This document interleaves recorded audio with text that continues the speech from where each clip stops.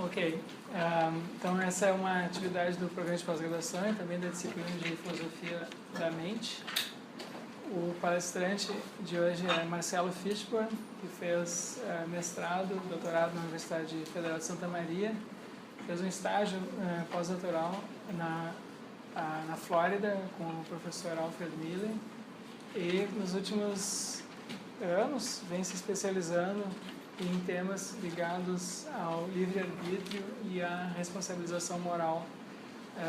O Marcelo tem um blog que eu recomendo que vocês visitem, é bastante informativo, interessante.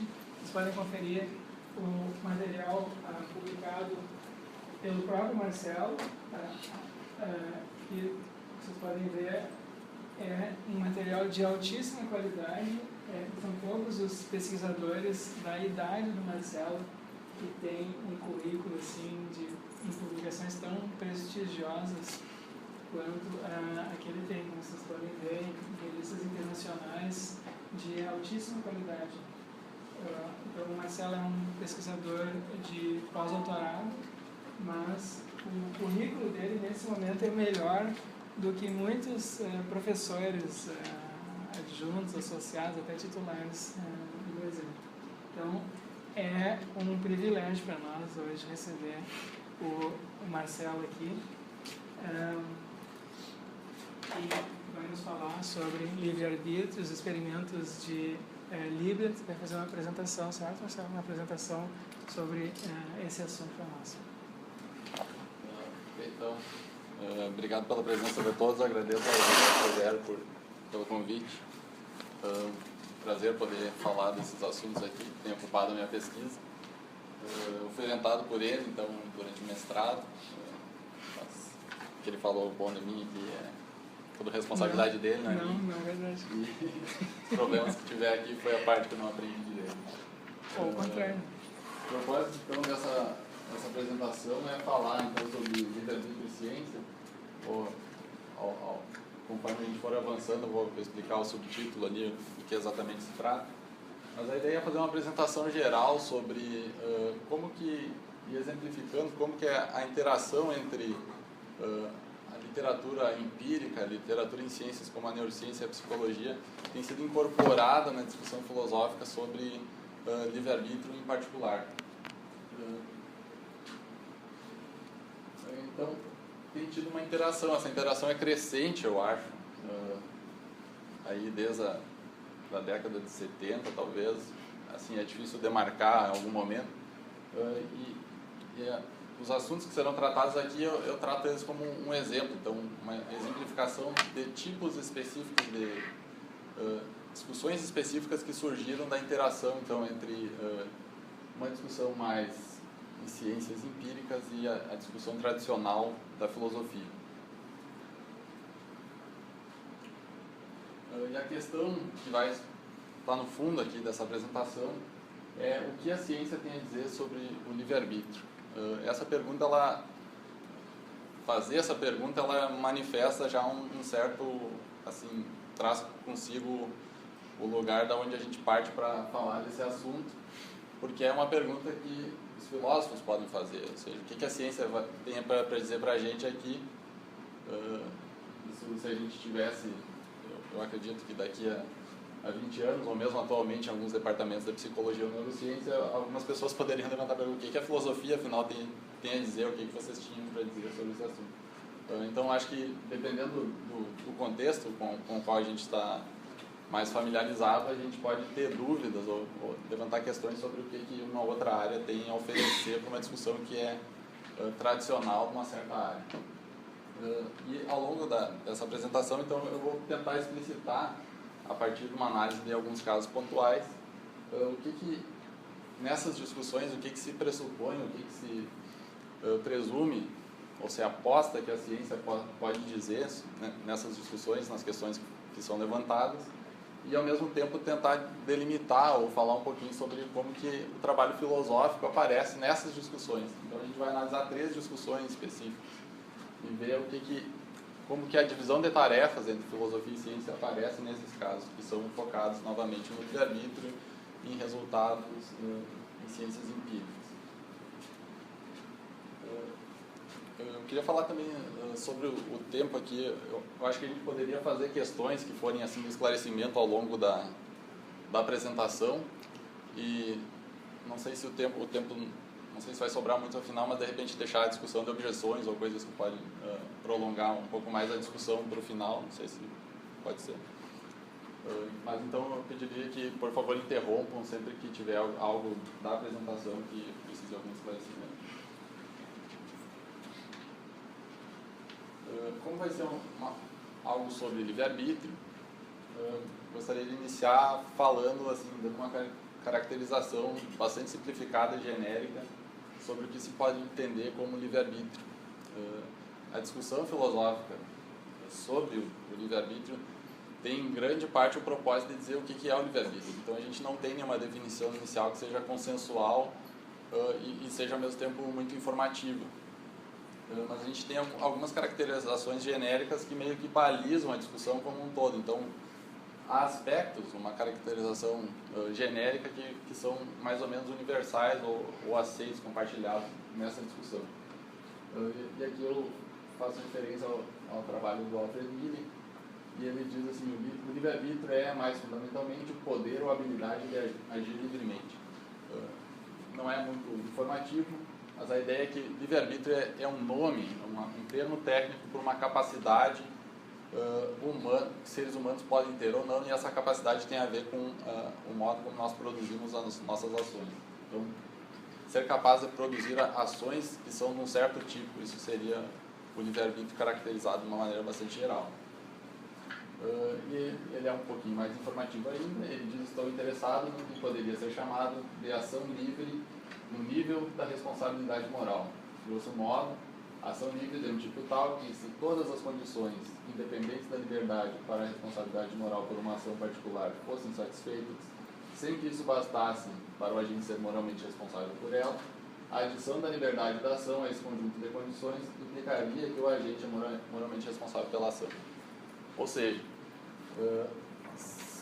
se a gente supor que há um conjunto de condições que são conjuntamente suficientes para que uma ação, para que um agente seja responsável por uma ação, e que cada uma dessas condições é individualmente necessária, haveria entre essas condições uma delas que é relativa à liberdade do agente, a liberdade na produção dessa ação. Ele está dizendo: eu estou tentando identificar, capturar com a minha teorização sobre livre-arbítrio qual é essa condição que, se a gente satisfaz ela juntamente com as demais, o agente é responsável; que se a gente elimina a satisfação, essa condição não é mais satisfeita, o agente deixa de ser moralmente responsável pela ação. Então, novamente, não é muito informativa, é uma caracterização genérica, mas mostra que o livre-arbítrio é entendido como uma capacidade de ação, então capacidade que um ser humano pode ter ou não, e que, se ele tem, as ações que ele produz são de um certo tipo.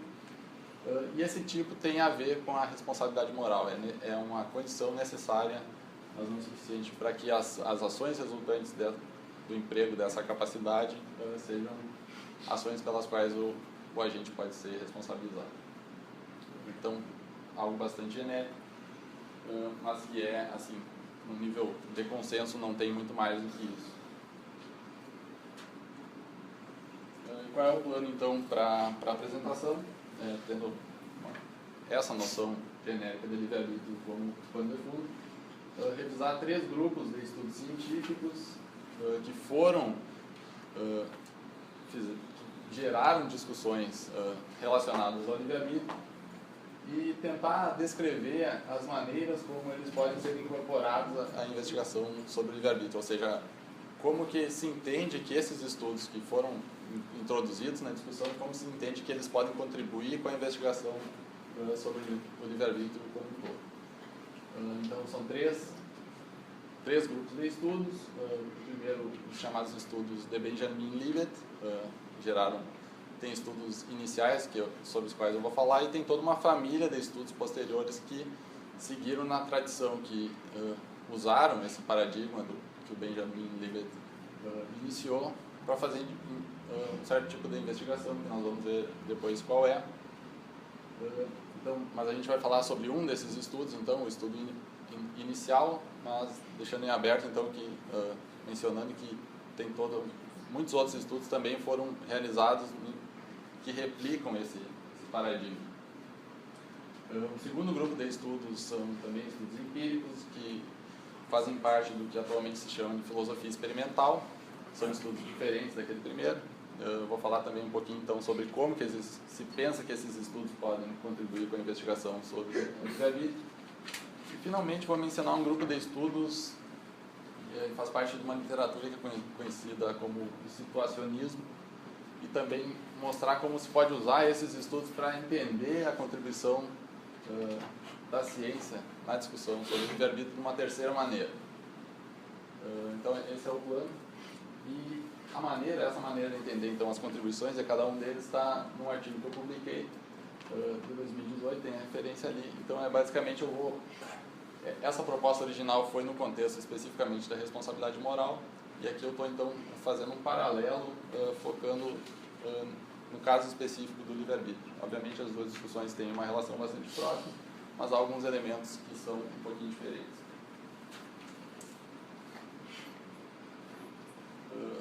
Que são os experimentos de Benjamin Libet. Então, esses experimentos, o estudo original foi publicado em 1983. Libet é um neurocientista americano, e ele morreu em 2013, se não me engano, agora não lembro. E esses estudos, então, são estudos em neurociência que buscaram mapear o que acontece no cérebro quando as pessoas tomam decisões e realizam ações. Como funciona esse estudo? Então, um resultado desse estudo consistiu em mapear ou descrever uma coisa que ficou conhecida como potencial de prontidão, ou readiness potential. E isso é um padrão de atividade que é registrado no cérebro a partir do monitoramento da atividade elétrica, como os padrões de atividade elétrica em certas regiões do cérebro. Isso é feito usando eletroencefalografia. Então, há dois elementos iniciais que eu gostaria de mencionar primeiramente sobre esse estudo. Quando alguém vai participar desse estudo, então chega um participante, ele veste um capacete com eletrodos que tem a função de registrar a atividade elétrica do cérebro, e essa atividade é registrada por um equipamento aqui, o eletroencefalograma. O resultado desse monitoramento da atividade elétrica é um tipo de onda de atividade elétrica que é conhecido como potencial de prontidão. Como parte do estudo, como da maneira para chegar ao resultado desse potencial de prontidão, se precisa mapear também o movimento muscular das ações que esses participantes do estudo realizaram durante o experimento. Isso é monitorado com um outro elemento que é um aparelho de eletromiografia que registra a atividade elétrica muscular. O que o Libet fez? Uma parte do estudo foi pedir que os participantes do estudo realizassem movimentos voluntários simples, flexionar o pulso, e o momento em que eles então que há essa atividade muscular que registra o momento da realização do movimento foi usado para fazer médias de qual é a atividade elétrica que estava acontecendo alguns segundos antes da realização desse movimento. E o resultado então foi um mapeamento de qual é o padrão de atividade elétrica no cérebro um pouquinho antes da realização desse movimento. Então, o registro da atividade muscular é usado para calcular, estabelecer onde é que fica essa linha aqui. A atividade elétrica do cérebro está sempre variando, mas quando se alinha a atividade elétrica de vários movimentos, cada uma dessas linhas aqui é uma média de 40 repetições do movimento, e se alinha esse traço aqui como o momento em que acontece o movimento, aparece um padrão de onda de atividade elétrica nos instantes anteriores à realização da flexão do pulso. Então aqui antes, um pouquinho antes aqui, essa onda ela fica mais ou menos num nível que se chama como se não houvesse atividade ali, porque pode haver um pouquinho para mais, um pouquinho para menos em alguns momentos, então aquilo ali meio que se anula, é como se fosse a base, a linha base. Mas se nota que então chegando perto do do momento em que há o movimento, essa atividade elétrica ela começa a exibir um certo padrão. Esse resultado aqui já estava disponível quando o Liebert realizou os estudos dele. O que ele tentou fazer, então, foi especificar qual é exatamente a dimensão temporal, quando começa aquela onda ali, que é o potencial de prontidão, e relacionar isso com um outro elemento que aí foi a novidade do experimento dele, que é o que ele chamou de W, nos resultados que eu vou mostrar a seguir, que representa o momento em que as pessoas decidem realizar esses movimentos. Então, antes do Liebert realizar esses experimentos, já se sabia que havia o início de uma atividade elétrica no cérebro, um pouquinho antes de nós realizarmos os movimentos do corpo. E ele queria saber em que momento dessa atividade neural que já está se iniciando, em que momento que a atividade consciente, por exemplo, a decisão de realizar o movimento acontece. Então essa foi a pergunta original que ele tentou responder. Para fazer isso ele usou um mecanismo ali, que foi a novidade que ele introduziu nesses experimentos em neurociência, que até então não estavam muito preocupados com coisas como consciência. Então ele foi também um dos inovadores nesse campo por introduzir esse vocabulário de noções mentais como a consciência no contexto de estudos em neurociência, preocupados com a fisiologia dos movimentos. Então aqui tinha uma espécie de um reloginho aqui, um ponto que girava como se fosse um relógio que dava uma volta a cada 2 segundos. E ele pediu que quando realizassem esses movimentos, os participantes do estudo lembrassem aonde que estava o ponteirinho ali quando eles decidiam realizar esse movimento. Quando surgia o desejo ou você quiser fazer o movimento, lembre onde está o ponteiro e realize o movimento imediatamente. Essa era a instrução que os participantes recebiam.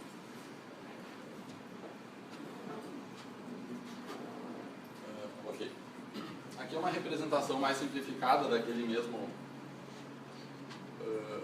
aquela onda que é o potencial de prontidão. Então, o potencial de prontidão ele começou, então, segundo aqui é o momento da ação, momento zero, cerca de 550 milissegundos antes do movimento, se iniciava um padrão, esse padrão de atividade elétrica no cérebro que está relacionado, então, supostamente a esse movimento. E o que ele queria saber novamente é em que lugar, nessa sequência aqui, onde se localizaria a atividade mental desses participantes, que é uma atividade consciente, uma atividade que consiste na decisão ou na intenção de realizar esse movimento. Antes de dizer qual é o resultado que ele encontrou, gostaria de convidar vocês a pensar num modelo alternativo. Se a gente tivesse um modelo antes desses experimentos, cartesiano, por exemplo, nós poderíamos ter que a mente é uma substância de um tipo e o corpo é uma substância de outro tipo. E eles interagem, tem a glândula pineal em um certo ponto no nosso cérebro. Como se procederia, então, a realização de um ato voluntário nesse modelo cartesiano? Bom, em algum momento o sujeito decidiria, tomaria a decisão, um ato volitivo, esse ato seria experienciado conscientemente, ele teria consciência de que deseja realizar um movimento, e supostamente isso daria início, haveria uma interação com a glândula pineal, e então haveria um comando aqui nos nervos que acarretaria o movimento da mão, certo? É isso que a gente poderia ter como hipótese se nós partíssemos de um modelo desse tipo. E o que o Liebert, os resultados que ele encontrou pareceram surpreendentes e motivaram uma grande discussão na filosofia, porque ele descobriu que o momento que os sujeitos relatam terem decidido realizar esses movimentos ocorre muito depois do que o início do potencial da prontidão. Então, nessa sequência temporal aqui, não está aparecendo por alguma razão, é 200 ou 150 milissegundos antes da ação é o momento em que se diz que os sujeitos ou 350 milissegundos antes da ação, é o momento em que surge, que os sujeitos dizem que decidiram realizar esse movimento. E é como se então o cérebro já estivesse preparando o movimento, que acontece aqui no zero, antes da pessoa ter decidido realizar esse movimento. E esse resultado pareceu surpreendente e motivou reflexões de tipo mais filosófico já imediatamente, no próprio artigo em que esses neurocientistas publicaram esse resultado. Aqui foi o comentário que eles fizeram no artigo original. Parece que alguma atividade neuronal associada à eventual realização do ato iniciou-se bem antes que qualquer intenção ou intervenção consciente e recordável fosse possível. Em outras palavras, o cérebro evidentemente decide iniciar, ou ao menos prepara-se para iniciar o ato em um momento prévio à existência de qualquer consciência subjetiva relatável de que essa decisão aconteceu. Conclui-se que o início cerebral, mesmo de um ato voluntário espontâneo do tipo estudado aqui, pode iniciar-se e usualmente inicia-se inconscientemente. Isso parece introduzir certas restrições sobre o potencial do indivíduo de exercer o início e o controle consciente sobre seus atos voluntários. Então foi essa a interpretação que eles deram inicialmente para esse resultado. Parece que tem algo aí. Se o potencial da prontidão se inicia antes do momento que os sujeitos decidiram, que eles têm consciência de terem decidido realizar esse movimento, então parece que é como se o cérebro já tivesse decidido, a decisão já tinha acontecido, já havia uma preparação para uma ação que o sujeito ainda não tinha conscientemente decidido fazer. Então isso pareceu algo meio estranho, problemático e aparentemente originando uma certa questão de interesse filosófico. A noção de controle, novamente, é uma noção bastante associada à noção de livre-arbítrio. Então, o livre-arbítrio é basicamente exercer um certo tipo de controle sobre as ações. Então, parece, diz o Libet aí, que nosso controle fica meio diminuído, dados esses resultados. Então, o Libet mesmo, ele não extraiu nenhuma conclusão cética. Ele achava que, apesar desse resultado, ainda assim poderia haver um tempo ali entre o W e o momento da ação, haveria um espaço em que, diz ele, nós poderíamos ter um evento mental consciente que consistiria num veto dessa ação que já estava sendo preparada. Então, antes da execução da ação ser efetivamente executada, haveria espaço para bloquear essa preparação neural que já estava acontecendo. Esse seria o poder consciente dos sujeitos, segundo a interpretação do Libet.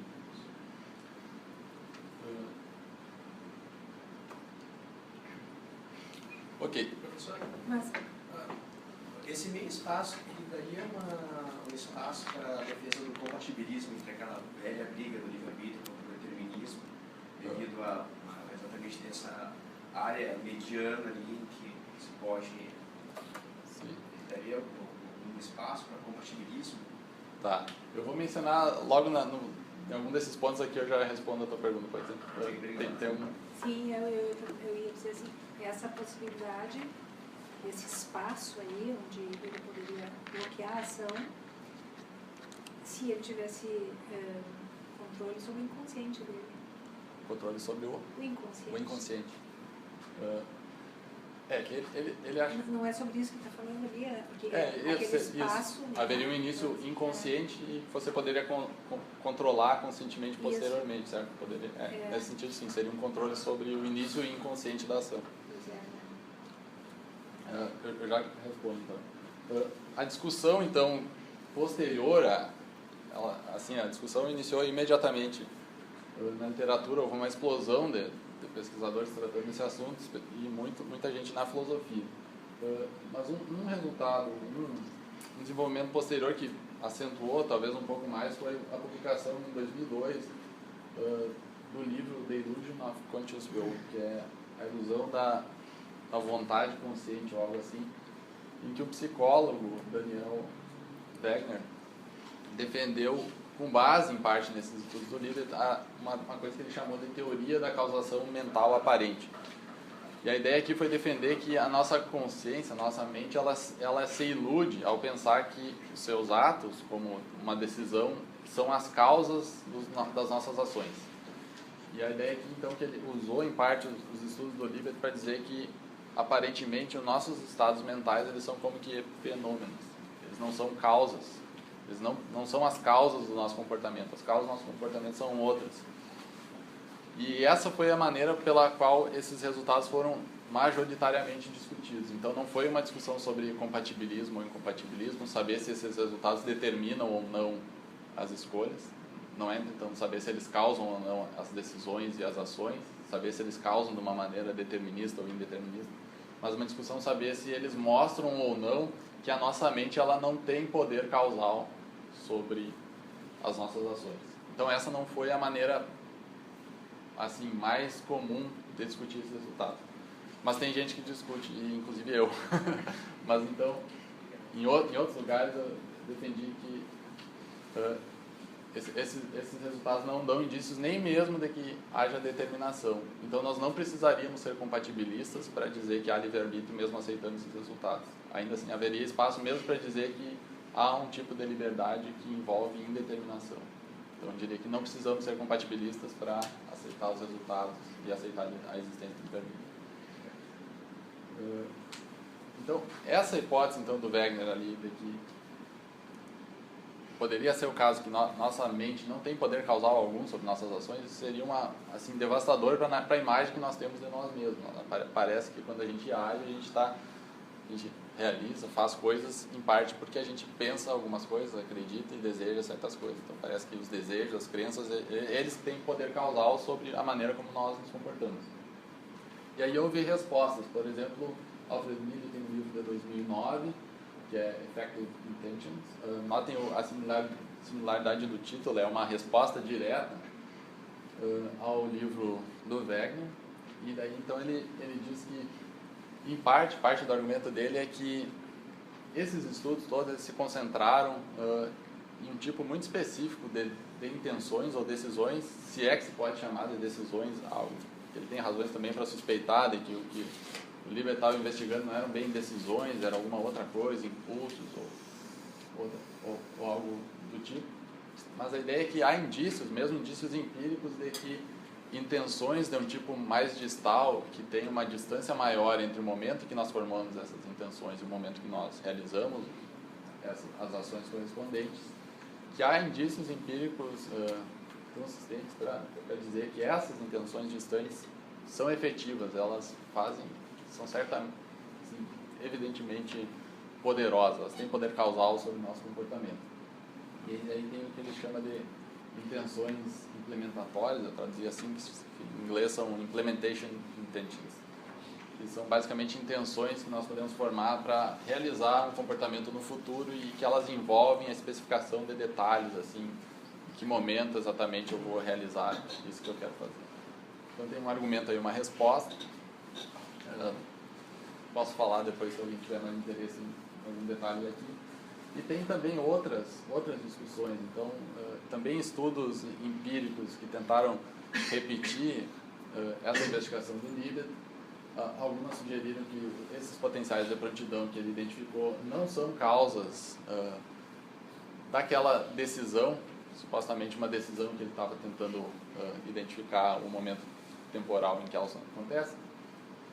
E também não parece que eles sejam causas das próprias ações. Então tem gente que tentou encontrar, por exemplo, que há ondas ou atividade cerebral que tem uma aparência muito similar ao potencial de prontidão antes de coisas que não são ações e antes de coisas que não são, que não envolvem intenções conscientes. Então tem uma sugestão aí é que o potencial da prontidão poderia corresponder a uma atividade antecipatória, uma expectativa, ou prestar atenção em alguma coisa e não ser necessariamente algo envolvido na produção da ação ou mesmo numa decisão de agir de uma certa maneira. Então essa discussão aí seguiu mais ou menos por esses caminhos. Em geral, são raras as pessoas atualmente que consideram que haja ainda um bom argumento que leve em conta esses resultados, que possam mostrar que nós não temos livre-arbítrio no final das contas. Mas então essa é uma discussão que se desdobrou mais ou menos nesses termos, nesses caminhos.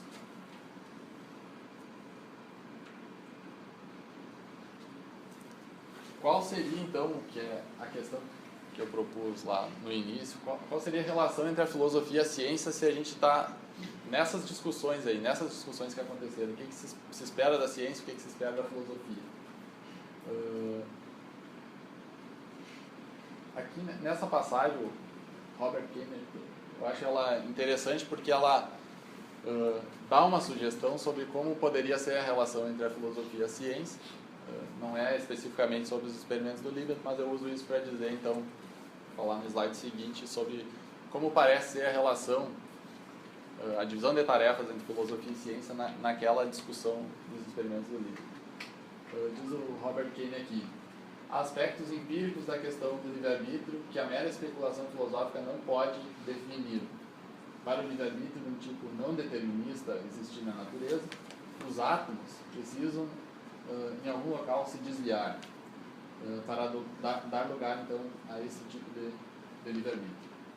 E precisam se desviar nos locais que importam, no cérebro, por exemplo. Então, nessa passagem aqui ele está dizendo assim, há na teorização sobre o livre-arbítrio alguns comprometimentos que são de tipo empírico e que cabe à ciência então investigar se eles são ou não satisfeitos. É isso que me importa dessa citação, porque ela me parece ser exatamente o que está acontecendo naquela discussão dos experimentos do Libet.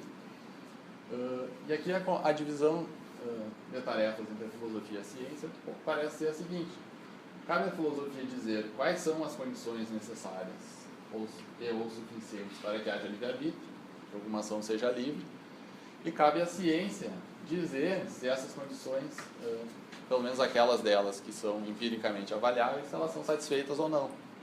E com isso a ciência contribui, então, junto com a filosofia, para a tarefa de dizer se os seres humanos são ou não livres. Então, exemplos de condições que se consideram necessárias para a existência do livre-arbítrio são a causação mental, que é algo que eu mencionei antes, que foi a maneira pela qual os experimentos do Libet foram discutidos primariamente.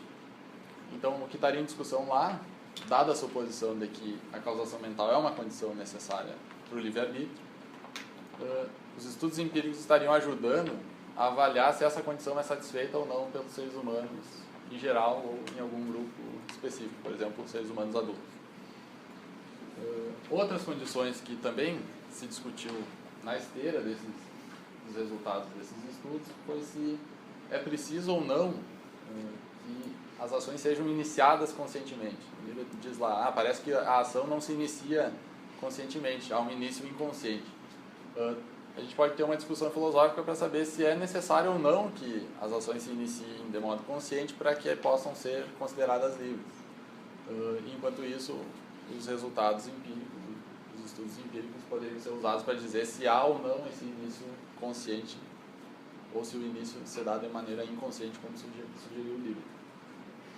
E há estudos em outras áreas, em outros estudos que também estão disponíveis sobre quaisquer outras condições que se possa pensar que sejam necessárias para a existência do livre-arbítrio, como a racionalidade, se é preciso que haja indeterminação em algum momento do processo de tomada de decisões e assim por diante.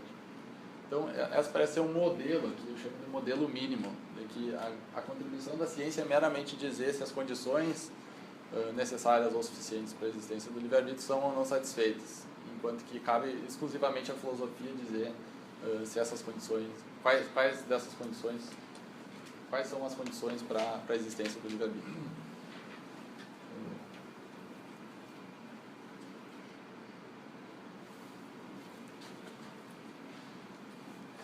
Ok.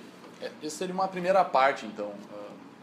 Um exemplo da interação entre filosofia e ciência no contexto dos experimentos do Libet, mas deixando em aberto a possibilidade de que essa mesma forma de interação possa aparecer em estudos envolvendo outras condições. Ali nós temos uma condição de causação mental ou uma condição sobre o início consciente das ações, e isso poderia aí elencar outras condições, e caberia à ciência então investigar se aquelas condições que são empiricamente avaliáveis, que a gente pode avaliar empiricamente se são satisfeitas ou não, se elas são de fato satisfeitas por seres humanos.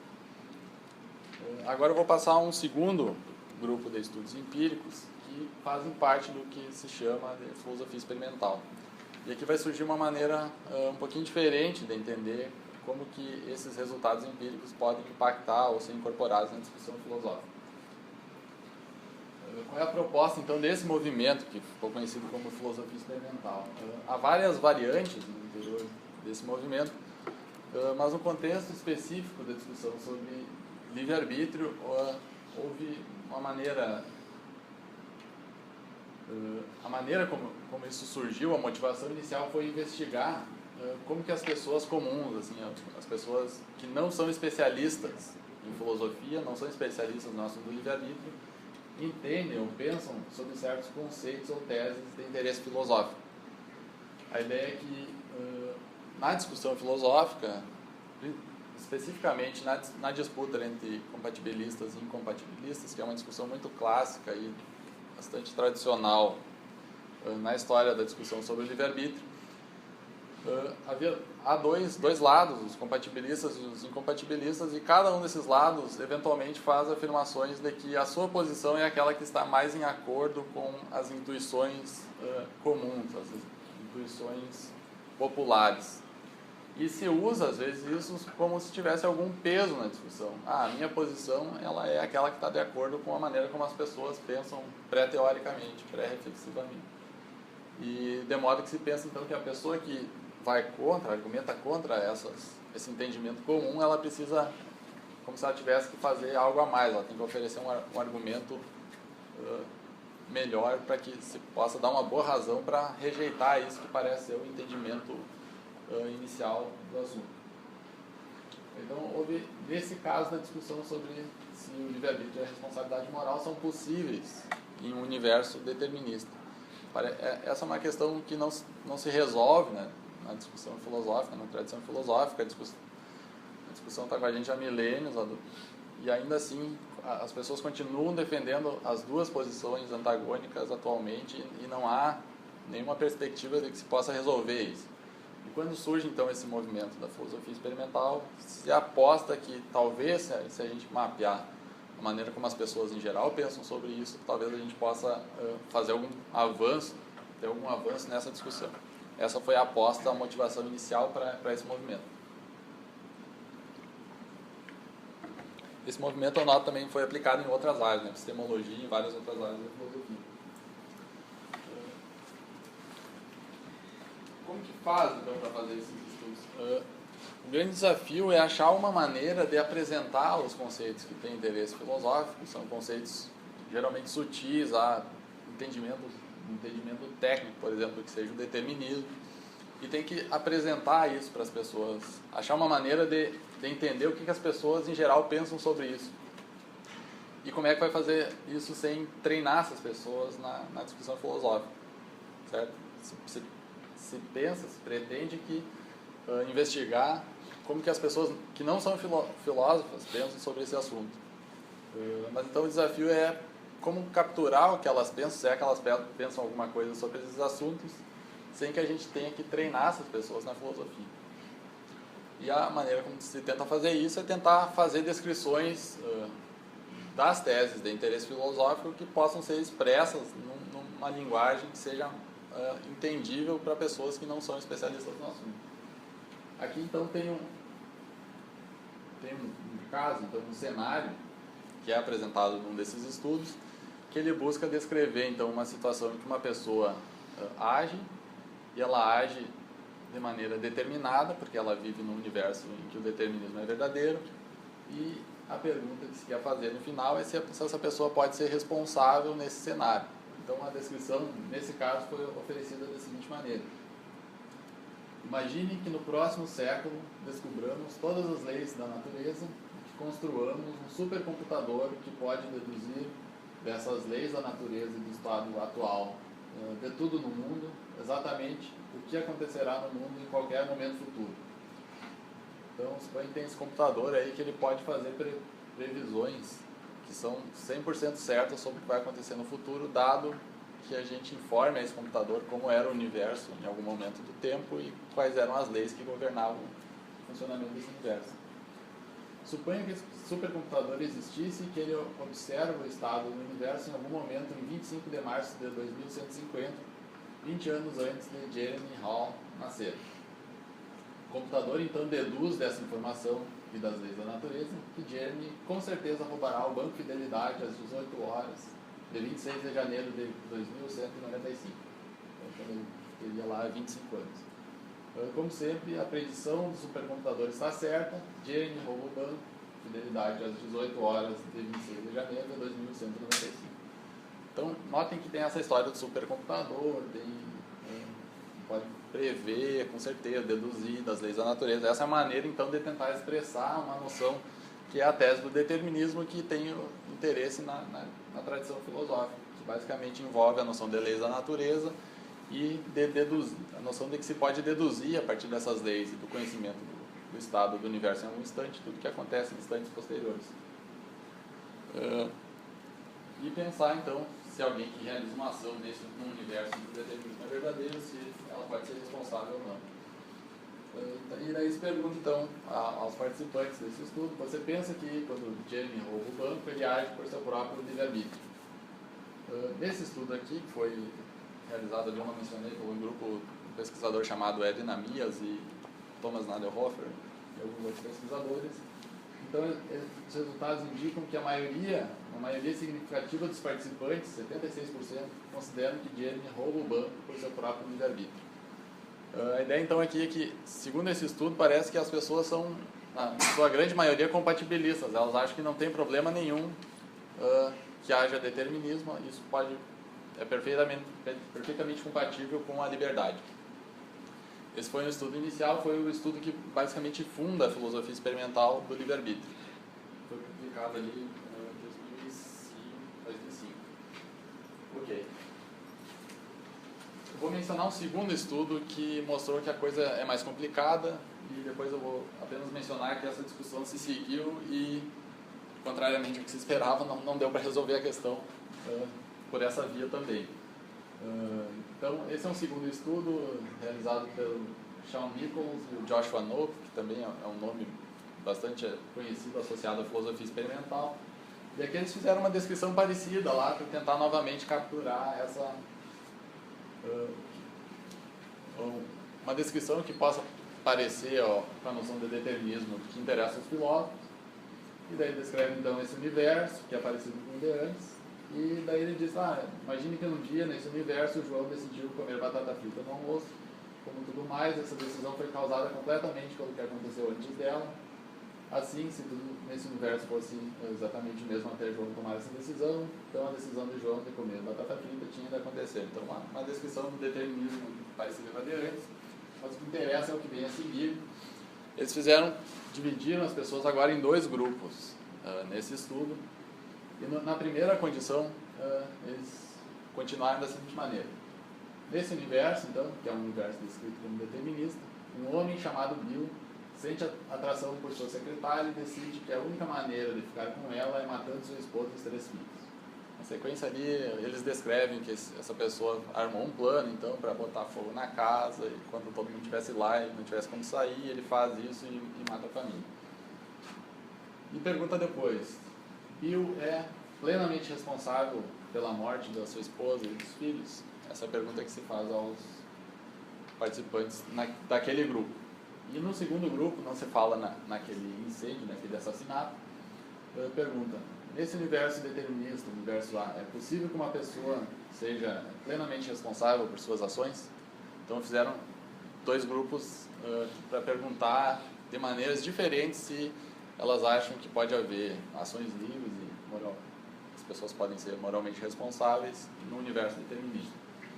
E agora teve um resultado interessante, porque as respostas foram bastante diferentes dependendo de como o cenário foi descrito. No primeiro caso, então, em que há esse assassinato ali minuciosamente descrito, 72% das pessoas respondem que o Bill é moralmente responsável e ele age exercitando seu livre-arbítrio. Então, a maioria aqui, de uma maneira bastante parecida com o resultado do outro, que era 76%, acha que o livre-arbítrio é compatível com o determinismo. Mas, no segundo caso, que pergunta simplesmente de maneira abstrata se é possível que uma pessoa seja responsável naquele universo que é dito determinista, 14% das pessoas apenas 14% dizem que pode haver livre-arbítrio e responsabilidade moral. E aqui, então, a maioria é incompatibilista. Esse resultado mostra, então, que aparentemente a resposta compatibilista ou incompatibilista das pessoas, em geral, ela pode variar dependendo de se o caso é apresentado de uma maneira mais abstrata ou mais concreta. Em particular, de uma maneira concreta negativa, em que há, por exemplo, um crime. E isso complicou a discussão.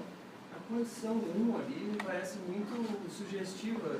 A legislação decide que a única maneira é fazendo tal coisa. Para mim, me soa muito diferente da condição 2, sem... Quer dizer que induz? Claro, ainda mais está dizendo, e decide que... Sim. Então, tu vai perguntar a uma pessoa que não está dentro do assunto, óbvio que ela vai achar que o cara decidiu que matar todo mundo é uma solução do negócio, para poder ficar com a secretária. Sim. Esse tipo de objeção Eu não entendi, mas a minha objeção não deve ser só eu acho que... Sim, essa objeção aparece. Eu não entendi. Sim. Há uma pressuposição ali, que talvez possa ser entendida como sugestiva demais, é dizer que houve uma decisão. Pois é. Porque há estudos posteriores do próprio Nobre que mostram que parece que as pessoas entendem a noção de decisão como ela mesma já implicando que há indeterminação. Orientado. Então poderia ser, mas seria uma objeção interessante. Já teve discussões desse tipo na literatura, porque quando o caso é descrito de uma maneira mais intensa, assim, que envolve... Então ela pode estimular uma relação emocional em que a gente acaba ignorando, talvez a pessoa já esqueça aquela definição de determinismo que ela supostamente deveria levar em conta, e ela passa então a se focar simplesmente naquilo que está ali, né? Então isso deturparia a qualidade da resposta. Mas é uma objeção... Mas eu acho que o exemplo da batata frita também não tem, decide comer a batata frita ali. Isso. Não, ele comeu só. Não. Eu não lembro agora. Não, tem decide conversar. Decide também, né? Decide comer. Eles estão sugerindo que é possível haver decisões. Mas mesmo assim mudou, né? Sim. Foi diferente. O que seria interessante para esse estudo é que a única diferença fosse o nível de abstração, se a ação é descrita de uma maneira mais abstrata ou menos abstrata. Aqui eles poderiam ter perguntado, então, no universo A, uma pessoa que realiza uma ação no universo, uma decisão no universo A, essa decisão pode ter sido livre, então talvez fosse uma maneira um pouco menos, que diminuísse a diferença, a diferença que não é relevante para, ou que atrapalha a questão a ser examinada. Eu tenho uma bronca com essa filosofia experimental, porque eu acho assim, essa é a negação da profissão do filósofo, né? Se eu tenho um problema filosófico como esse do livre-arbítrio, então eu vou fazer uma enquete aí no povo em geral, e, bom, então, se eles dizem isso, deve ser isso. Aí o ônus da prova é para o oponente. Então, para que serve a filosofia? Para que nós estamos estudando e trabalhando? Se é para perguntar para o povo as soluções do livre-arbítrio ou do incompatibilismo, então, essa é a rejeição da nossa própria capacidade de, digamos assim, dar uma resposta mais qualificada. Sim. Eu concordo, eu acho que essa é a parte do problema. Mas a defesa aqui do advogado do diabo, então, deveria dizer o seguinte: bom, aqui a gente está tentando avançar com essa discussão que surge na filosofia, a filosofia coloca essa questão, mas não conseguiu resolver. Então, se em todo esse tempo se tentou, de uma maneira mais pura ou técnica ou profissional, resolver essa questão, mas ainda assim não foi possível, então talvez a gente tenha que tentar com alguma outra coisa. Se vai funcionar, não sei, vamos tentar. Acho que seria isso que eu... Mas a ideia não é que tem uma autoridade inquestionável, mas o senso comum tende a pensar assim. Como o senso comum pensa isso? E aí seria uma maneira de tentar pensar como uma espécie de exercício pré-reflexo, não é bem... Como certos raciocínios são feitos de modo não técnico pelas pessoas. Sim. Seria isso. Isso. A ideia é que isso aqui possa ser aproveitado mesmo que não seja a resposta última. Então, teria uma leitura... Eu vou mencionar um pouco depois, assim, como que eu acho que... Como que, aparentemente, esses autores sugerem que se use esses resultados. Que não se pretende que seja a resposta definitiva, mas ainda assim, teria um papel que, inicialmente, se pensava que seria interno à própria filosofia. A impressão que eu tenho é que muitas pessoas que responderam isso sequer compreenderam a implicação lógica que tem entre lá o pressuposto e as condições. Elas vão dizer, bom, o cara decidiu matar a pessoa, não, mas aqui não conta, sabe? Sim. Mas tá, isso é outra Sim, coisa. mas isso, note que isso seria uma hipótese de natureza empírica, certo? Para entender se as pessoas estão compreendendo ou não, daí a gente tem que investigar a metodologia que é usada nesses estudos em psicologia, que em geral, nessas metodologias, se tem essa preocupação de evitar esse tipo de problema, né? A gente tem que garantir que as pessoas estão entendendo o que a gente está propondo, que elas estão interpretando os termos da maneira que a gente espera que elas interpretem e tudo mais. É que eu acho que a questão envolve também como gerar um novo vocabulário para o determinista. Porque se a decisão ou escolha envolve a ideia de iniciar, por exemplo, uma série causal do nada, Sim. através de um poder de determinar um novo início, então acaba sendo meio difícil compatibilizar. Mas a ideia é, talvez exista algo próximo à decisão, que é aquilo que a gente nomeia reflexivamente e que existe como um acontecimento mental. Mas talvez não tenha essa natureza metafísica de iniciar uma nova série causal. E a pergunta é, talvez a possibilidade seria criar novos vocabulários para tentar expressar um conceito de decisão, um outro nome que se dê, que não implique uma indeterminidade. Quer dizer. Sim. O que eles estão tentando é, assim, descrever um universo em que seja determinado de acordo com o entendimento de determinismo filosófico. Mas não precisa usar a noção de determinação explicitamente na descrição. A ideia é achar uma maneira neutra, ou neutra não, uma maneira que descreva isso da maneira que seja mais facilmente compreendida da maneira adequada pelas pessoas. O problema é que a palavra decisão, essa palavra acaba tendo implícita a noção de indeterminação.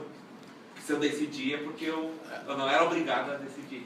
Sim, mas note que na literatura filosófica, atualmente, muita gente vai dizer que a noção de decisão, a gente pode aceitar que há decisões são feitas mesmo em universos deterministas. É quase como se fosse um algoritmo de cálculo, ou seja, há uma determinação. Há um processamento de informação, ou há desejos e crença, uma comparação de valores, isso tudo seria possível. A questão ainda assim surgiria se decisões realizadas em contextos em que o determinismo é verdadeiro, se elas são livres ou não.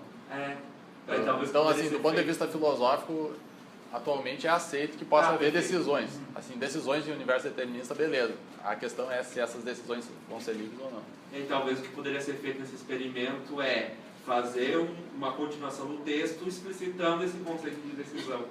Porque há uma tendência, mesmo se tiver uma decisão que não poderia ter sido diferente, talvez reforçar esse conceito novo de decisão. Sim, mas a ideia é que está tentando capturar em parte como que as pessoas entendem a noção de decisão, certo? Então por isso não seria desejável induzir nada muito diferente do que isso é parte do que vem, assim, que é o interesse capturar com essa investigação.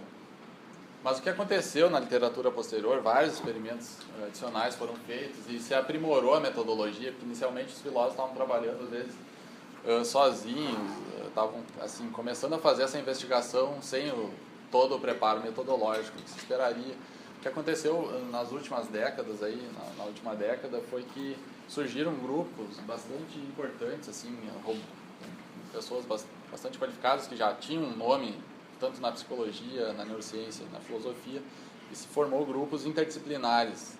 Então, houve nos Estados Unidos principalmente, mas também em outros países, teve grupos que conseguiram muito dinheiro para fazer pesquisa e eles então organizaram grupos interdisciplinares com psicólogo, neurocientista, então e que fizeram então estudos que do ponto de vista conceitual foram melhores. Houve um trabalho assim que captura os anseios filosóficos que os filósofos gostariam de responder e complementado com o pessoal dessas outras áreas que tá qualificado para fazer a parte metodológica, o pessoal que vai fazer análise estatística, por exemplo. Os primeiros estudos eram, assim, dava para ver que foram feitos aparentemente numa planilha do Excel, assim, não tinha muito cálculo, assim, qual é o intervalo de confiança desses resultados, qual é a amostra, como é que foi feita a amostragem, isso aí não, esses primeiros estudos não tinham. Mas o que aconteceu, então, nesses estudos posteriores, se vocês lerem um estudo da filosofia experimental atualmente nesse assunto, é super sofisticado, é difícil, inclusive, de ler os resultados, assim, tem análises muito, assim, metodologicamente sofisticadas. Mas o que aconteceu foi que esse conflito não se resolveu, aparentemente tem resultados conflitantes, sugerindo que as pessoas, parece que às vezes são incompatibilistas, parece que em outros contextos elas são compatibilistas e ainda não houve consenso, certo? O consenso que poderia haver, que se pode ter esperado que fosse acontecer, também não apareceu aqui. Isso parece relevante, então parece que atualmente não se sabe muito bem ainda o que fazer com esses resultados, porque eles não foram unívocos.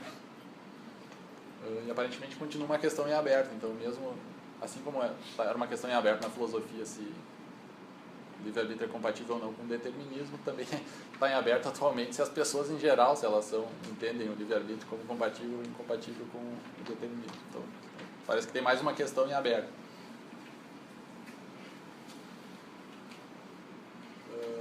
Então, aqui é uma citação do texto lá do Nanias, que foi o primeiro estudo que eu mencionei, como que eles propuseram se usar esses resultados.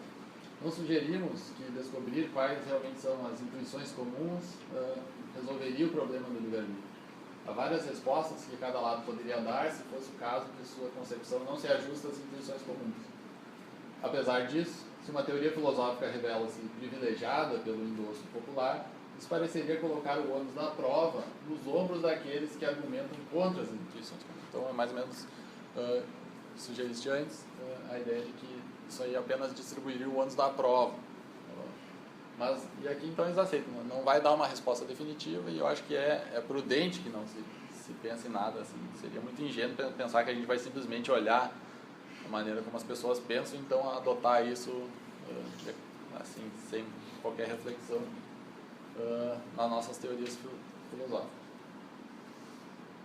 Mas então aqui me parece que tem uma sugestão, isso que interessa primariamente aqui, há uma sugestão diferente de como esses resultados empíricos podem contribuir com a discussão filosófica. Enquanto lá na interpretação, na discussão que foi feita a partir dos experimentos do Liber, a preocupação era avaliar se algumas condições necessárias para o livre-arbítrio eram ou não satisfeitas. Então, o trabalho científico quer dizer se algumas dessas condições eram satisfeitas ou não, aquelas condições que são empiricamente avaliáveis.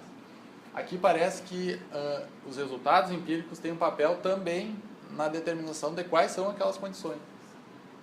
Antes, naquele modelo que eu chamei de modelo mínimo, ele é mais tradicional, então, nesse sentido. Lá a filosofia tem a tarefa exclusiva de dizer quais são as condições necessárias e suficientes para que uma ação seja livre. Aqui, a própria investigação empírica está contribuindo, ela é também algo que é utilizado, ela ajuda na determinação de quais são as condições necessárias e suficientes para que uma ação seja livre. No exemplo, então, se avalia, se pretende que a ciência possa ajudar, que a investigação empírica possa ajudar a dizer se a falsidade do determinismo é ou não uma condição necessária para a existência do livre-arbítrio. E há também aqui a possibilidade de combinar isso com aquele modelo anterior, porque ao mesmo tempo então que a gente pode dizer que a filosofia e a investigação empírica elas trabalham juntas para dizer quais são as condições para que uma ação seja livre, também se poderia dizer que aqui novamente vai ter condições que são empiricamente avaliáveis, e que a ciência também pode ajudar a dizer se essas condições, depois que ela mesma ajudou a dizer quais são, se elas são satisfeitas ou não. Então aqui haveria um trabalho duplo aqui da filosofia e da ciência em ambas as tarefas, tanto na tarefa de dizer quais são as condições para que uma ação seja livre, e também para dizer se aquelas condições são satisfeitas pelos seres humanos em geral.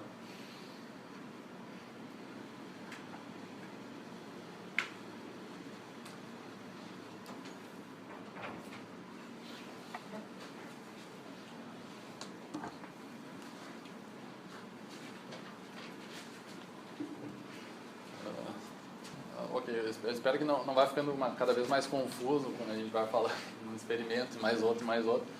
Esse é o último, então eu vou mencionar apenas um aqui. Assim como os experimentos do Libet foram apenas o experimento inicial, que depois houve vários outros estudos empíricos que levaram adiante aquele paradigma experimental. Também aconteceu o mesmo, né, nessa literatura da filosofia experimental. E aqui tem essa chamada literatura situacionista. E aqui também eu vou mencionar apenas um estudo, e essa literatura é vastíssima também, é uma literatura em psicologia social.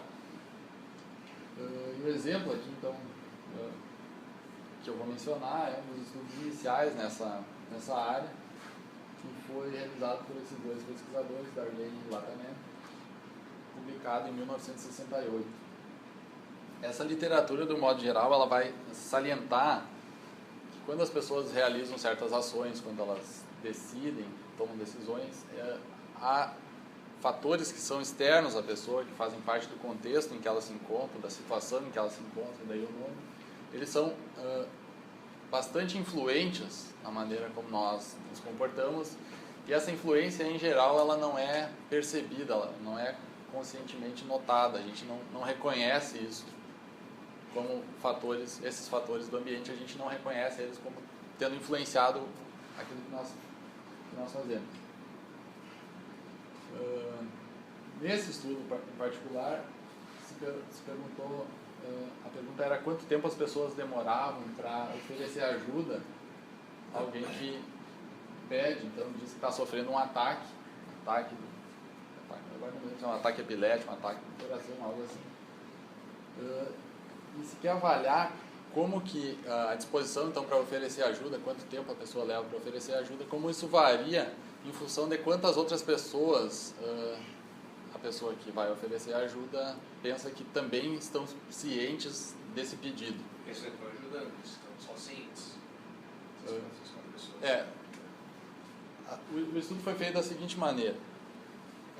Se convidou as pessoas para participar do experimento e se disse que o experimento era para falar sobre problemas da vida acadêmica. Estudantes, então, provavelmente dos primeiros anos do curso de psicologia, geralmente são os participantes desse tipo de estudo. A gente estava fazendo um experimento aqui, um estudo para saber como que é a vida dos acadêmicos, quais são as dificuldades e tudo mais. E essa foi a história que se contou a eles para recrutar o pessoal. E quando eles chegaram lá, eles falaram, cada um dos que vieram aqui, a gente vai colocar vocês numa cabine individual e vocês vão se comunicar por fones de ouvido para ficar anônimo, assim, para vocês não falarem sobre os problemas de vocês e outras pessoas saberem da vida um do outro. Então, para facilitar o anonimato, vocês vão se comunicar por fones e a gente desenvolveu um sistema aqui que vai passar a palavra cada vez para um de vocês, e os outros vão poder ficar escutando, mas só o microfone daquele que estiver falando vai ficar ligado. E aí havia uma diferença, e também informou o pesquisador responsável que apresentava o equipamento a dizer, agora eu vou sair aqui, eu não vou ouvir nada, só vou falar com vocês de novo depois que acabar essa rodada de conversa. Mas havia novamente 3 condições. Na verdade não tinha nenhuma outra pessoa, era sempre uma pessoa que chegava, mas daí a diferença era que para uma dessas pessoas, para um grupo dessas pessoas se dizia, você vai falar com outra pessoa sobre os problemas, sobre as dificuldades da vida acadêmica. Para outro grupo se dizia, vocês vão estar em uma, e vocês vão estar em 3 pessoas, então você vai falar com uma pessoa, quando você estiver falando vai ter outras 2 pessoas ouvindo, cada vez que alguém estiver falando vai ter outras 2 pessoas ouvindo. Então a ideia é que haveria, além de eu e a outra pessoa que vai pedir ajuda, também tinha uma outra pessoa que está também participando da conversa, que também está ouvindo.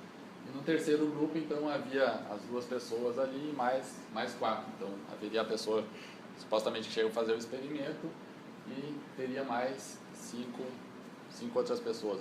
Ela pensa que ela está interagindo com mais 5 pessoas. O que se queria testar, então, é saber se o número dessas outras pessoas, que a pessoa pensa que também vão estar presentes naquele contexto, se isso influenciaria o tempo que elas levam para oferecer ajuda para uma pessoa que vai pedir ajuda durante o experimento. Então, o pedido de ajuda é da seguinte maneira: depois que as pessoas conversaram um pouco, passou o microfone um para o outro, pessoa já falou sobre seus problemas, não tinha ninguém ouvindo. Era uma gravação, no caso, né? Todo mundo ouvia a mesma gravação.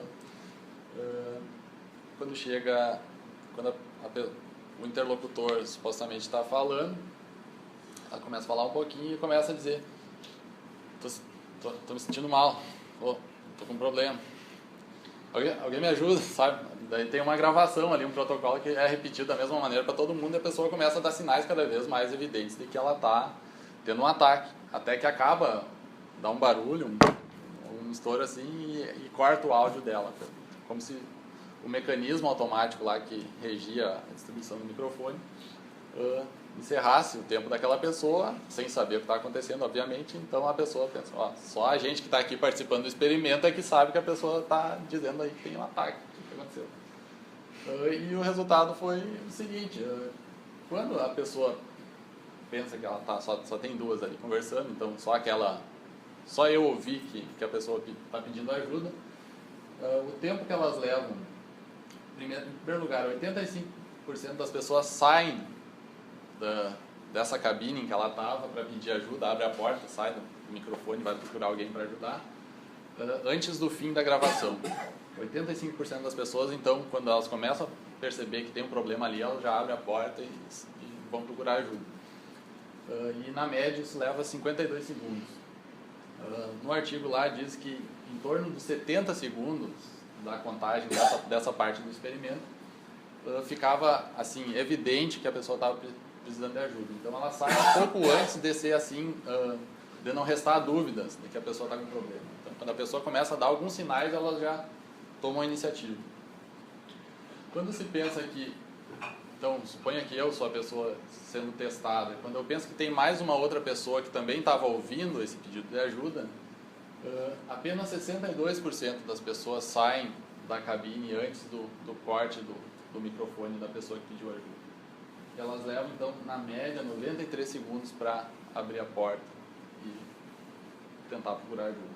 Quer dizer, depois que a pessoa já passou um tempo de que a pessoa, assim, estava claramente, dava para notar que ela estava tendo um problema. E quando se pensa que tem eu, a outra pessoa e mais 4 outras pessoas que também estão ouvindo, notem que não há comunicação com as outras pessoas, em particular porque elas nem existem, mas então a ideia é que quando eu penso que essas outras pessoas também estão sabendo, embora ninguém possa comunicar com o outro, e aí vão fazer alguma coisa, não tem comunicação nenhuma entre eles, apenas 31% das pessoas abrem a porta antes do fim da gravação, e elas levam na média de 166 segundos para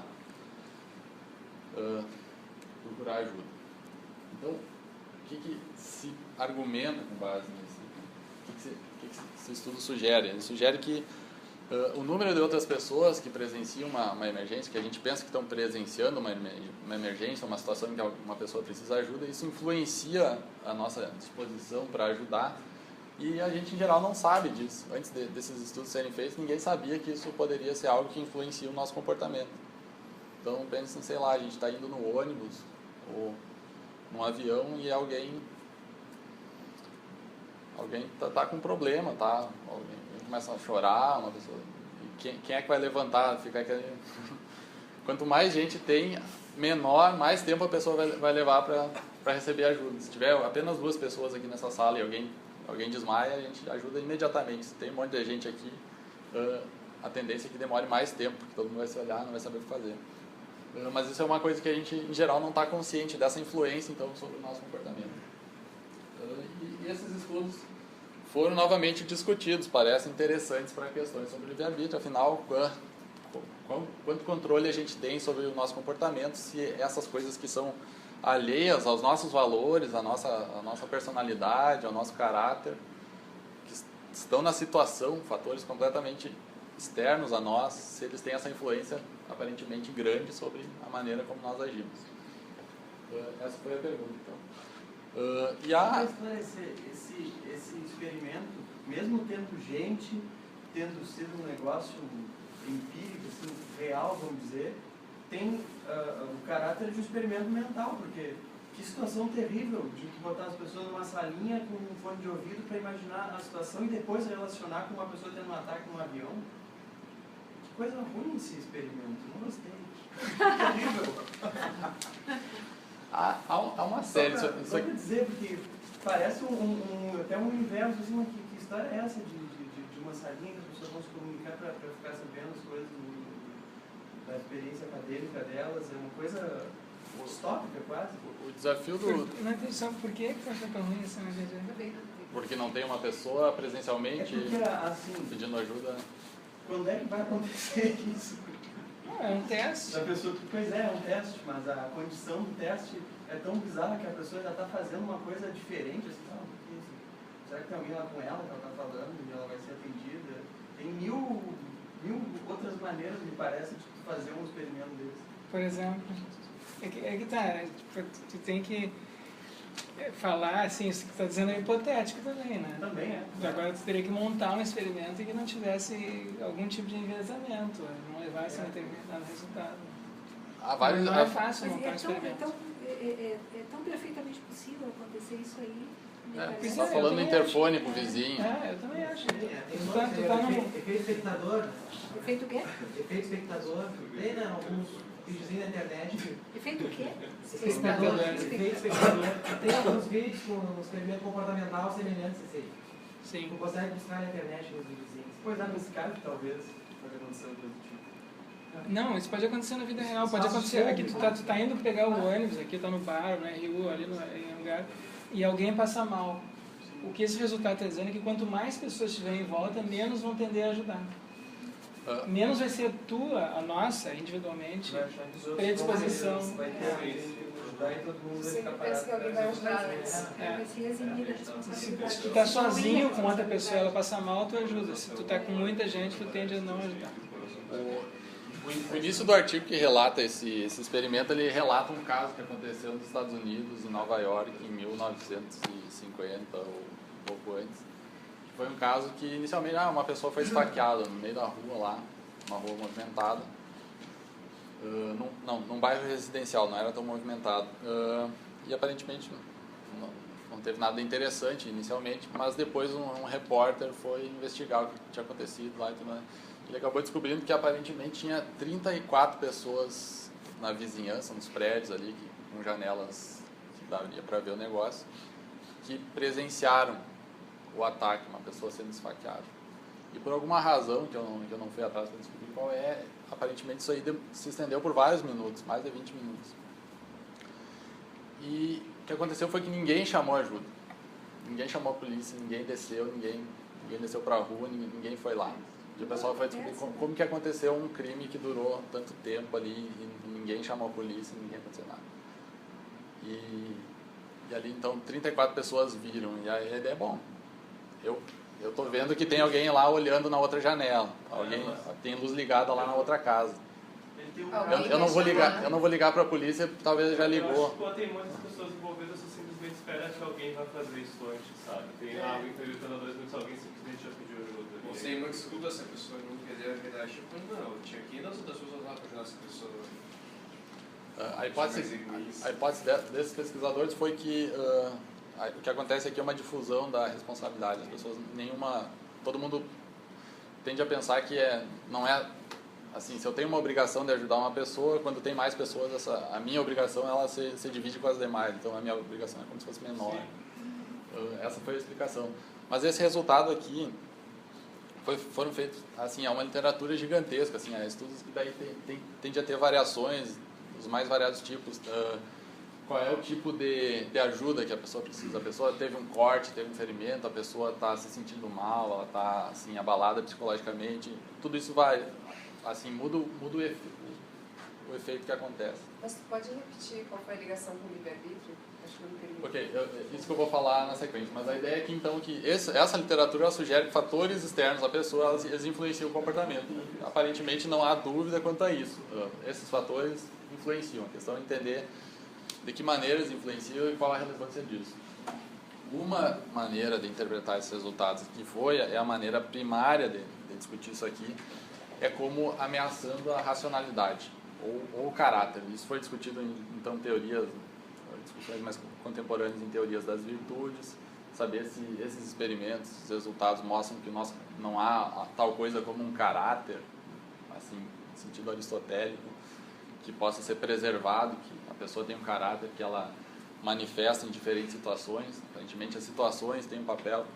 É uma discussão, muita gente respondeu, dizendo, não, ainda apesar dos resultados, a gente pode ter um caráter, não sei o quê. E no livre-arbítrio, na discussão sobre livre-arbítrio, é saber se isso ameaça a racionalidade ou não. Quer dizer, se esses fatores aí, dos quais nós não estamos cientes, se eles afetam a maneira como as decisões que nós tomamos, então parece que os nossos valores, nossas crenças, elas são menos importantes no processo de tomada de decisão do que poderiam parecer inicialmente. Então, será que isso mostra que nós não temos toda aquela racionalidade que seria necessária para o livre-arbítrio? Essa seria uma interpretação no interior daquilo que eu chamei de modelo mínimo.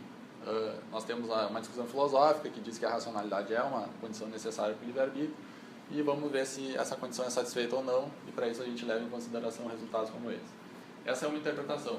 O que eu quero falar agora na sequência é uma outra interpretação que me parece que sugere uma terceira via de entender a contribuição da ciência para a discussão sobre o livre-arbítrio. Então, essa maneira que eu falei rapidamente aqui é a maneira mais tradicional, então ela se agruparia naquele modelo inicial lá, aquela primeira proposta sobre a interação entre filosofia e ciência.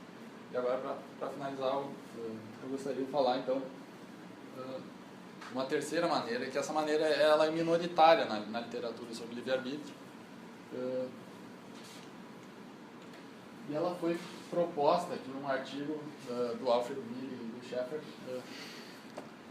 E o próprio Alfred Miller tem trabalhos que estão muito mais próximos àquele trabalho, naquele modelo inicial que eu falei, que dizer que a filosofia estabelece as condições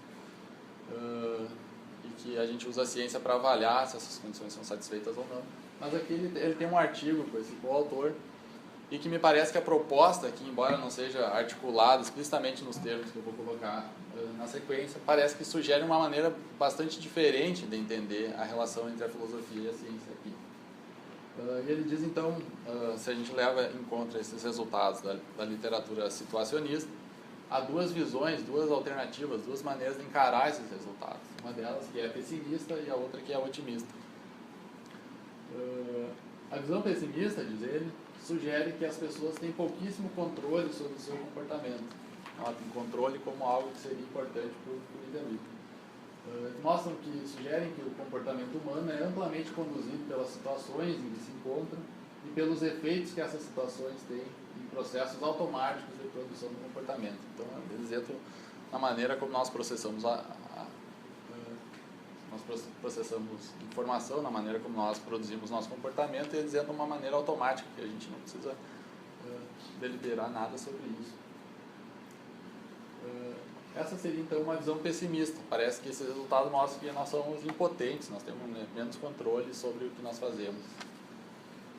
Por outro lado, diz ele, embora a pesquisa em psicologia indique, então essa seria a visão otimista que eles procuram defender, embora a pesquisa em psicologia indique a influência situacional, ela também indica que o conhecimento sobre o impacto das situações no comportamento pode impulsionar o poder dos agentes em combater efeitos situacionais danosos. O que eles dizem nesse artigo é que, bom, dado que a gente sabe que acontecem essas influências no comportamento, como que nós agiríamos, uma vez que nós aprendemos sobre a maneira como nós nos comportamos nessas situações, como nós agiríamos da próxima vez? Será que as pessoas que aprendem, que elas são informadas de que existem esses efeitos, será que isso poderia produzir uma alteração na maneira como elas se comportam? Então, ele pensa que a sugestão é uma sugestão um tanto quanto especulativa, em alguma medida, mas ele dá razões indiretas para pensar que isso parece plausível. A ideia é que nós poderíamos ser educados para, uma vez que a gente tem esse conhecimento em psicologia social sobre como nós funcionamos, a gente pode alterar a maneira como a gente educa as crianças ou a maneira como nós pensamos, ou a maneira como nós tentamos agir em determinadas situações. Então, digamos que eu sei que esse efeito pode acontecer, a próxima vez que eu estiver andando na rua, eu posso pensar, se tem uma pessoa precisando de ajuda, e eu percebo que o lugar está cheio de gente, eu posso tomar a iniciativa de ajudar essa pessoa, porque eu sei que há uma grande chance de que a pessoa não receba ajuda nenhuma. Então, uma pessoa que está ciente, que tem conhecimento desses estudos do funcionamento da mente humana, ela pode então passar a se comportar de maneira diferente. Ele dá alguns indícios indiretos para pensar que talvez isso possa ser o caso. Um deles é as intenções de implementação, que eu mencionei antes. Então há duas maneiras possíveis de nós formarmos uma intenção de fazer alguma coisa. Suponhamos que a gente quer acabar um trabalho, uma certa disciplina, até o fim da semana. Então, a gente poderia aqui, vamos formar a intenção de realizar esse objetivo essa semana e vamos ver se a gente vai, ao longo da semana, realmente fazer isso ou não. Mas há uma maneira diferente que foi estudada nesses resultados, que é o que ele chama de intenção de implementação.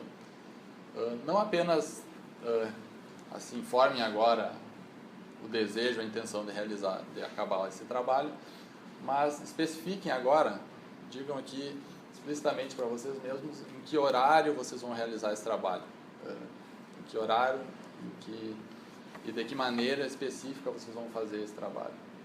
Em vez de pensar, eu quero acabar o trabalho até domingo, quando eu chegar em casa hoje, eu vou escrever 2 parágrafos desse trabalho e no dia seguinte eu vou escrever mais 2 parágrafos às 8 horas da manhã e assim por diante. Se a gente formar um plano específico dessa maneira, e há vários estudos que demonstram que isso é um efeito bastante robusto, as chances da gente realizar aquilo que a gente planeja são bem maiores. Então ele usa isso é uma literatura independente na psicologia, ele usa isso como um indício de que nós podemos, então, a nossa atividade mental consciente, nesse caso a formulação específica de um plano, é uma atividade mental que a gente realiza voluntariamente, em contextos como esse, elas têm uma influência bastante significativa sobre o nosso comportamento. Então nós podemos controlar o nosso comportamento de uma maneira maior se a gente adotar as práticas usando esse conhecimento e realizando as práticas que se parecem mais efetivas. Esse é um exemplo. Um outro exemplo que ele dá, tem uma discussão que eu não mencionei aqui, que é sobre, tem o chamado teste de associação implícita.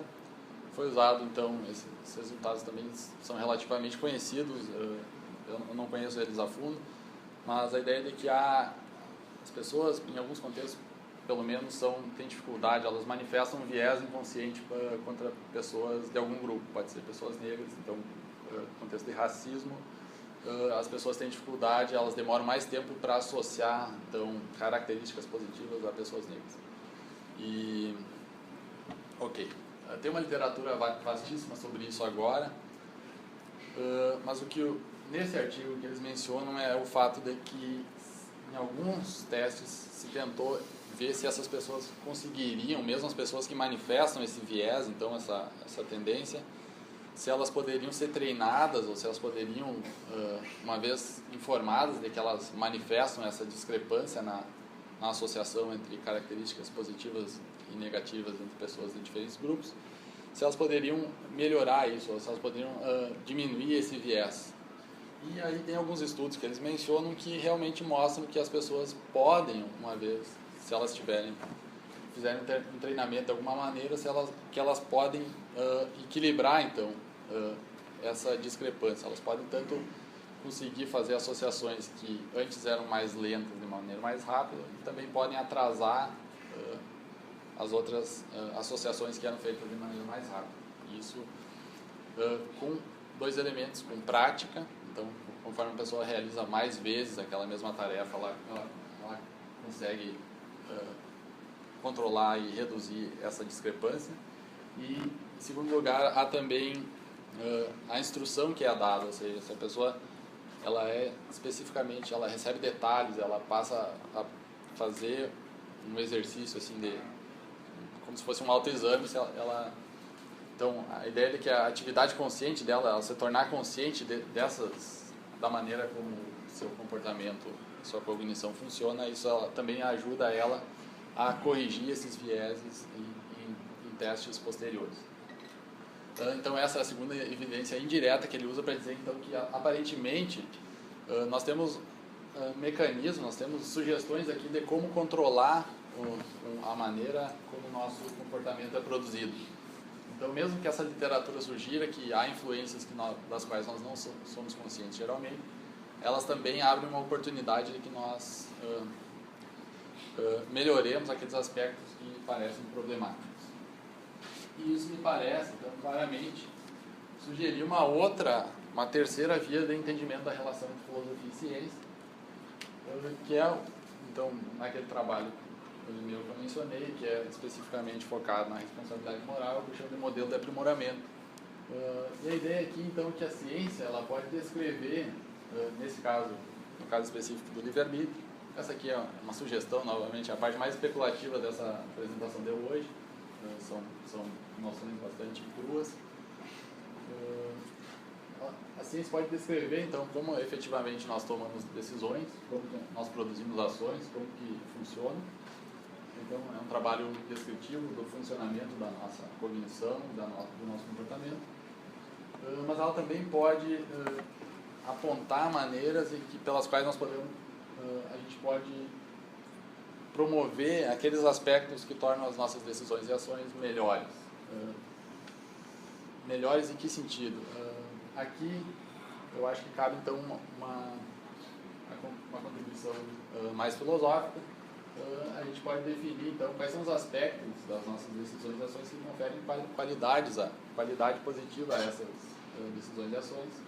Então, quais são os aspectos a serem incentivados? Nesse caso, a gente pode pensar isso de várias maneiras. A gente poderia, por exemplo, sugerir ou pesquisar, do ponto de vista científico, como que a gente pode promover aquelas características das decisões e comportamentos humanos que são traços característicos da liberdade, por exemplo. Então, nós poderíamos descobrir se a gente pode contornar aqueles aspectos da nossa cognição, do nosso comportamento que são prejudiciais ou que tendem a mostrar que nós temos menos liberdade do que nós poderíamos pensar que temos. Essa seria uma maneira. Uma outra maneira poderia ser descobrir que fatores podem contribuir para que nossas decisões sejam melhores, em algum sentido de melhor que não seja necessariamente identificado a liberdade. Então, há toda uma literatura empírica sobre como as decisões são tomadas. Tem trabalho do Kahneman, por exemplo, sobre pensamento rápido e devagar. Bom, tudo isso aí abre oportunidades para que a gente talvez consiga mapear as melhores maneiras de promover decisões que satisfaçam características que nós consideremos valiosas. Então, basicamente, era isso o conteúdo dessa apresentação. Então, um resumo final, como que a ciência pode ajudar na investigação sobre livre-arbítrio. O que eu falei aqui foram três alternativas, três maneiras de se compreender, e eu fiz isso exemplificando com 3 grupos de estudos bastante específicos, mas eu acho que isso pode ser, cada um desses são apenas exemplos, eles podem ser generalizados. Em primeiro lugar, você pode pensar que a ciência pode ajudar simplesmente a dizer se as condições necessárias ou suficientes para a existência do livre-arbítrio, se elas são satisfeitas ou não. Isso pode ser focado em seres humanos em geral ou em grupos específicos. Por exemplo, podemos querer saber se seres humanos adultos, satisfazem condições de racionalidade, autoconsciência e assim por diante. Em segundo lugar, nós podemos ter uma concepção um pouco mais amplificada do papel da ciência. A gente pode dizer que a ciência pode ajudar não apenas a dizer quais condições são satisfeitas, mas também a dizer quais são as condições. E esse é o trabalho, então, que é feito no interior da chamada filosofia experimental. Se usa, em geral, dados, informações sobre como as pessoas comuns pensam para informar a especificação filosófica, a elaboração de teorias filosóficas sobre quais são as condições necessárias e suficientes para que uma ação seja livre.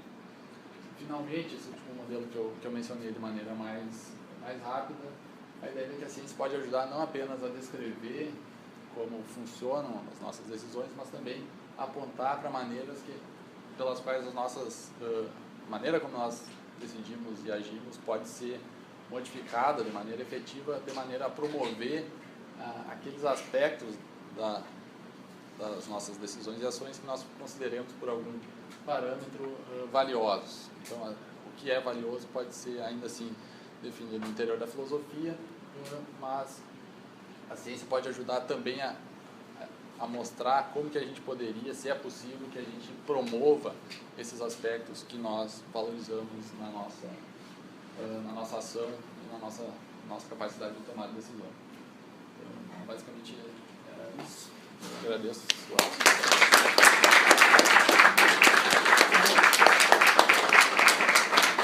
A palavra está à disposição agora, nós estamos ainda alguns minutos. Sim?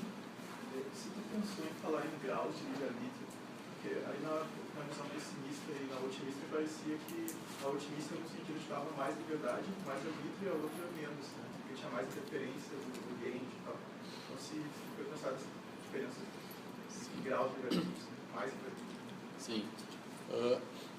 Alguns teóricos falam disso, o Ed Namias, por exemplo, que eu menciono ali, ele fala em alguns lugares sobre graus de livre-arbítrio, graus de liberdade. Essa noção ela é atrativa para pessoas que trabalham bastante com a literatura mais empírica, assim. Isso sempre parece atrativo. Mas não há, assim, no meu conhecimento, não há muita gente que falou assim explicitamente dizer como que a gente poderia ter gradações na noção de liberdade. Em parte é difícil fazer isso porque se pensa que a liberdade é uma condição necessária para a responsabilidade, de maneira que se você não tem liberdade, você não tem responsabilidade, se tem, pode ter. E aí então é difícil fazer gradações, assim, como se parece que a liberdade é um interruptor que ou liga ou desliga a responsabilidade. Mas é uma ideia interessante, é uma ideia que é atrativa e que seria interessante desenvolver ela de uma maneira sistemática, assim, para dizer, assim, de maneira mais detalhada, o que poderia ser, como que esses graus, o que daria mais ou menos liberdade. Do ponto de vista da responsabilidade moral, por outro lado, parece que a gente já faz isso de alguma maneira, só que não é claro como essas duas coisas, uma que parece binária, o livre-arbítrio, e a responsabilidade que parece ter graus. Por exemplo, se a gente pensar as práticas legais, a gente pode ter algo que é feito, então, intencionalmente, doloso, e a gente tem crimes culposos. E aqui parece, então, que nós temos graus, porque aquilo que é feito sem a intenção, mas por uma falta de cuidado, como é que a pessoa foi imprudente, isso é considerado... A pessoa pode ser responsabilizada por essas coisas, mas parece que a responsabilidade é reduzida. Então aqui a gente tem gradações de uma maneira que parece mais natural, assim, na teorização. Mas do ponto de vista do livre-arbítrio, não, assim, ainda é um trabalho a ser feito, eu acho. Eu tenho a impressão que o livre-arbítrio seria livre-arbítrio total, assim, tem alguma restrição que parece que não tem liberdade. Sim. As teorias mais recentes, elas tendem, todas elas, a admitir influências, assim. Nosso comportamento é sempre influenciado, mesmo as teorias que são incompatibilistas, que dizem que só pode haver livre-arbítrio se houver indeterminação, elas aceitam que haja algum grau de assim, pode haver causas probabilísticas, e isso não ameaça o livre-arbítrio. O que não pode haver é determinação, assim, causas completas, causas que não deixam aberto possibilidades alternativas. Mas ainda assim, mesmo essas teorias que exigem a falsidade do determinismo, então elas aceitam que haja influências, elas só insistem que essas influências não podem ser determinantes. Então, mas ainda assim, na teorização mais recente, a noção de que haja influências no nosso comportamento, ela é quase sempre admitida. Assim.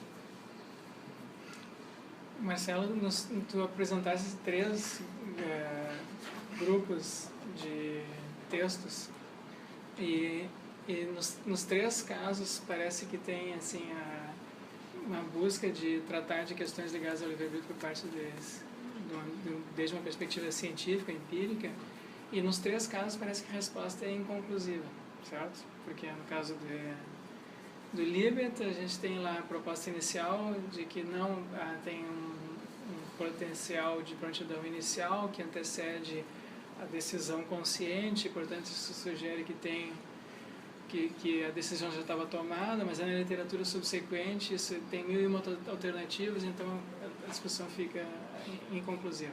Na literatura de filosofia experimental, mesma coisa, tem a esse assunto, compatibilismo e incompatibilismo, não foi resolvido na filosofia, porque os filósofos ficam apelando às intuições das pessoas, mas a gente não sabe direito quais são as intuições, vamos ver quais são as intuições são para tudo que é lado, então não dá mais a ver.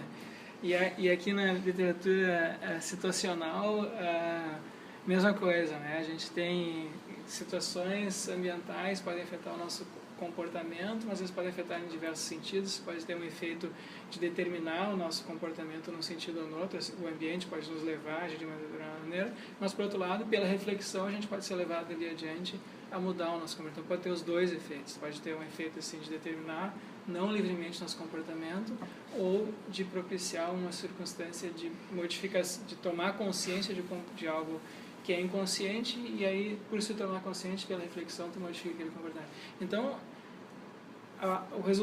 assim, da maneira como eu entendi aqui a tua apresentação, é que os resultados empíricos, os que tu apresentaste, todos eles deixam abertas essas questões mais fundamentais da liberdade. Então, a minha questão é a seguinte: será que eu não poderia concluir disso, que o conceito de liberdade não é o de livre-arbítrio não é um conceito propriamente descritivo, não é um conceito assim que é útil para descrição de eventos e coisas no mundo, como, sei lá, o conceito de hidrogênio, oxigênio, fotossíntese, mas é um conceito, talvez essas dificuldades resultem do fato de que não é um conceito adequado, porque se é um conceito descritivo, é assim, não é assim, e a análise empírica deveria mostrar isso. Mas não está mostrando ambiguidades. Então, será que isso não está sugerindo que esse conceito é um conceito de um outro tipo? Talvez um conceito, digamos assim, mais metafísico, um conceito que diga respeito a como a gente se concebe e não como o mundo é. Então, um conceito que diga respeito, por exemplo, assim, como é que eu me vejo no mundo. Então, eu me vejo como uma pessoa livre. Mas isso agora não é provavelmente uma descrição. Isso é quase como uma história, uma narrativa que eu conto para mim mesmo, que me permite me comportar e conceber e dar sentido às minhas ações. Não seria um conceito de outro tipo, dentro do qual as descrições são feitas. Compreende? Sim. Eu acho que, assim, pelo menos a sugestão que eu quis fazer ao longo da apresentação não é que não... Eu fiz uma descrição de como a literatura se comportou naquele caso do Libet lá, mas e também na filosofia experimental, mas eu não gostaria de dar uma sugestão cética, assim, de que esses resultados não vão resolver nenhuma questão. Talvez uma parte do que esses estudos possam ajudar a fazer é mostrar a necessidade de a gente ter descrições mais precisas, de pelo menos a parte daquilo que nos interessa nessa discussão. Então, eu acho que um resultado que aconteceu concomitantemente com esses desenvolvimentos e discussões na literatura foi não apenas a gente tentou resolver aquelas questões que já eram as questões iniciais, tradicionais, mas se mostrou que para responder aquelas questões a gente aparentemente precisa resolver outras questões que não estavam na agenda. Essa discussão sobre causação mental, por exemplo, saber se a nossa mente é realmente causa dos nossos comportamentos, essa discussão não aparecia antes do surgimento desses estudos. Essa foi uma questão que esses estudos motivaram. Então, eu não seria cético. Aparentemente, a gente pode ter progresso aqui, avançar na discussão, mesmo que os estudos não deem as respostas diretamente ou agora para aquelas questões que nos motivaram a fazer eles, mas elas podem mostrar que a nossa teorização pode se sofisticar em alguns outros aspectos que não eram previstos inicialmente. Então, acho que a mesma coisa pode acontecer nesse âmbito da filosofia experimental, porque ainda está muito em aberto, isso é bastante recente, a gente não tem nem 20 anos. E talvez uma hipótese que apareceu também que não existia antes é que talvez os nossos critérios para atribuir responsabilidade eles variem de um contexto para o outro. Então, uma possibilidade que está em aberto aqui por esses resultados é que a gente não tem um conceito estável de responsabilidade ou de liberdade, que isso parece mais afim com a tua última sugestão, mas isso pode ser ainda assim algo que pode ser digno de uma descrição interessante, porque talvez a gente tenha uma noção dinâmica que ela ela funciona se a gente conseguir prever ou determinar a maneira como ela varia de um contexto para o outro, que se for uma variação mais ou menos regrada, talvez a gente tenha um ganho. Pode ser que, bom, a gente usa esses conceitos obviamente fazem parte da nossa organização social, interpessoal, a gente usa esses conceitos para regular o comportamento de grupos, e então, bom, talvez a gente possa descobrir como que a gente vai variando, vai dando mais peso para uma ou outra coisa, dependendo do contexto específico em que nós nos encontramos. Então, isso seria uma especulação, obviamente, mas, assim, e uma possibilidade outra é essa também, talvez, do ponto de vista da descrição, esse conceito, ele obviamente, é um conceito mais difuso, ele é um conceito mais vago, é um conceito que está em disputa. Então, a discussão filosófica sempre foi uma disputa sobre como entender esses conceitos. Então, não é surpreendente também que quando a gente tenta avaliar o impacto de resultados empíricos para esse conceito sobre o qual há divergências, a gente vai ter interpretações conflitantes, né? Então, assim, não sei se responde, mas... Eu queria fazer uma observação. Eu acho que é descritivo, pela seguinte razão. Digamos assim, o determinismo é descritivo. O conceito de determinismo é descritivo. Agora, o que é a liberdade? É a negação do determinismo universal. Bom, se o determinismo é descritivo, a negação do determinismo deve ser descritivo. A negação do determinismo é a liberdade no sentido incompatibilista, mas a gente não... Tem gente que usa um conceito compatibilista de liberdade, que não é a negação do determinismo. Então, tu está descrevendo isso, então... Bom, eu acho que a noção de liberdade compatibilista aí é uma posição pessoal, eu acho que é confusa. Eu acho que o conceito claro de liberdade é a negação do determinismo universal. Esse é um conceito que me parece um conceito claro. E se o determinismo é descritivo, a negação do determinismo é também descritivo. Então, eu acho que tem que ser encarado como um conceito descritivo. A dificuldade, eu acho, é que justamente essa disputa entre saber se é compatível ou não com determinado, ela continue aberta. E não, aí, claro, a posição majoritária, inclusive, é a compatibilista, assim, na literatura recente. Assim. Houve o incompatibilismo, em alguns momentos, foi visto, inclusive, como uma posição espúria. Então, você está apelando a noções aí que são aqui com uma alma... que é descolada da cadeia causal, coisas assim. Mas atualmente ambas as posições têm defensores e se tenta fazer defesas sofisticadas de ambas as posições. Então eu acharia difícil realmente igualar a negação do determinismo com a liberdade. E há um vínculo, o termo livre-arbítrio parece um termo técnico, porque ele é entendido como algo que é necessário para a responsabilidade moral. Então, esse vínculo é um vínculo meio que arbitrário, assim, eu quero entender por livre-arbítrio algo que tem a ver com a responsabilidade moral. Então, parece que qualquer oscilação aqui quanto à responsabilidade moral pode fazer com que nós tenhamos que oscilar aqui no entendimento da noção de liberdade. Eu não sei se... Eu não acho que seja arbitrária a relação entre responsabilidade e liberdade. Eu acho que poucos diriam que é arbitrário. Mas a ideia é que há uma conexão necessária, né? Como quando um filósofo começa a fazer uma teoria sobre livre-arbítrio, ele diz assim, talvez tenha tipos de livre-arbítrio, liberdade no sentido mais desse tipo, mais daquele. Eu vou estar interessado naquele sentido de liberdade que tem uma conexão necessária com a responsabilidade. Se houver outros, não me interessa. Então, não é arbitrário, mas é uma estipulação, assim, como que eu determino o assunto da minha conversa. Como eu digo do que eu quero falar. Há, obviamente, uma conexão entre essas coisas que eu acho que é natural, assim, as pessoas têm...